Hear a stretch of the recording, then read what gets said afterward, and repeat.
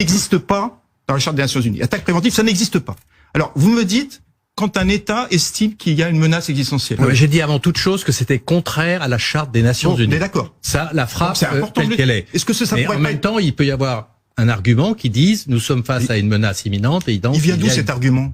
Il y a eu un débat aux Nations Unies là-dessus. Et d'ailleurs, écoutez, vous rendez compte de ce que vous dites là. Saddam Hussein, 1980, il estime qu'il y a une menace existentielle du fait de la révolution iranienne. Il attaque l'Iran. 500 000 morts, 8 ans de guerre. Vladimir Poutine estime qu'il y a une menace existentielle du fait de l'adhésion éventuelle même pas éventuelle, de l'Ukraine à l'OTAN. Il attaque l'Ukraine et c'est pas bien, etc. Donc, si vous voulez, qui décide que c'est la menace existentielle? Donc, le pays en question décide que c'est une menace existentielle, il attaque, vous vous rendez compte le monde dans lequel... Parce que l'Iran a menacé, là, depuis 1979, le régime menace Israël. Non, c'est pas vrai. Alors, je voulais, d'autre part, sur le point du programme nucléaire, il faut arrêter de... Non, mais je parle des menaces. Oui, mais ils n'ont jamais menacé d'attaquer Israël. Et on mélange tout, parce que je pense qu'il y a une manipulation de la population. On parle du programme nucléaire iranien et on nous parle toujours, je connais bien la chanson parce que ça fait des années que je travaille dessus, on nous parle de ces menaces qui sont vraies, c'est vrai, de ces attaques directes contre l'existence d'Israël de la part des dirigeants iraniens, mais les deux sont pas liés.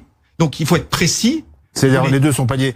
Diront, le programme, il n'y a pas de nucléaire militaire. Alors attendez, si vous voulez, il faut être précis pour les téléspectateurs qui comprennent bien. Moi, je crois, j'essaye d'expliquer, ensuite les gens jugent. Hein. Le programme nucléaire iranien, enfin j'avais déjà parlé, il est arrêté à la révolution iranienne. Il commence du temps du Shah, donc il est arrêté. Hein. C'est des faits. Il reprend effectivement au milieu des années 80. Alors il y a à la fois un programme balistique et un programme nucléaire iranien, et ça, alors, pas beaucoup d'informations. Ils veulent construire la bombe atomique à l'époque. Pourquoi?